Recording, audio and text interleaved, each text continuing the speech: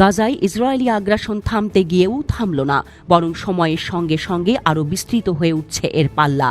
Israel যুদ্ধবিরতি লঙ্ঘনের পর তার বিরুদ্ধে এখন আর শুধু গাজা নয়, একযোগে হামলা চলছে লেবানন সীমান্ত থেকেও, ইয়েমেন থেকেও। মধ্যপ্রাচ্য যেন আবারও জড়িয়ে পড়ছে এক বিস্তৃত আঞ্চলিক সংঘাতে। ইসরায়েলের বিমান ও স্থল হামলার প্রতিবাদে কয়েকদিন ইসরায়েলকে লক্ষ্য করে বেশ কিছু রকেট ছুড়েছে হামাস। অন্যদিকে হুথি বিদ্রোহীরা ইয়েমেন থেকে মিসাইল ছুটছে ইসরায়েলের দিকেই। এমনকি সম্প্রতি তারা বেন গুরিয়ন বিমানবন্দরে অবরোধের হুমকি পর্যন্ত দিয়েছে। এই রকম উত্তপ্ত এক প্রেক্ষাপটেই বুধবার রাতে নতুন করে আলোচনায় আসে আরেক নাম, ইসলামিক জিহাদ। গাজার এই প্রতিরোধ গোষ্ঠী এবার ইসরায়েলের দক্ষিণাঞ্চল লক্ষ্য করে রকেট ছুড়েছে।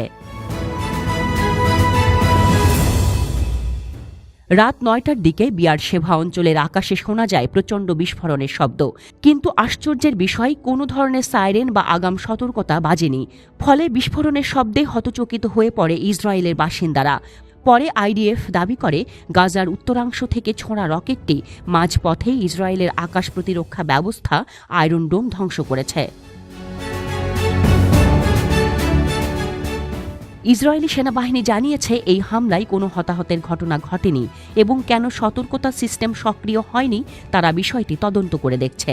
ইসলামিক জিহাদ তাদের বিবৃতিতে বলেছে, ইসরায়েলি দখলদারিত্ব এবং গাজায় চালানো গণহত্যার জবাব হিসেবেই এই আক্রমণ।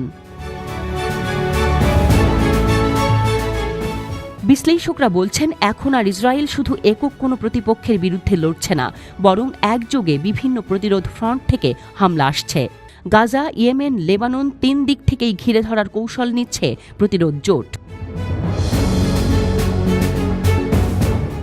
এই পরিস্থিতিতে ইসরায়েলের নিরাপত্তা ব্যবস্থা নিয়েও প্রশ্ন উঠছে। বিয়ার শেভার মতো গুরুত্বপূর্ণ শহরে সাইরেন না বাজা এবং মানুষকে আগাম সতর্ক না করা প্রমাণ করে রকেট প্রযুক্তি কিংবা কৌশল পরিবর্তন করছে প্রতিরোধ গোষ্ঠীগুলো। ইসরায়েলি জনগণের মধ্যে আতঙ্ক বাড়ছে। কেউ জানে না কখন কোথা থেকে আবার রকেট এসে পড়বে।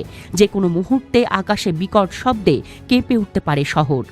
ফলে এই পরিস্থিতির জন্য তারাও ক্ষুব্ধ নেতানিয়াহুর উপর।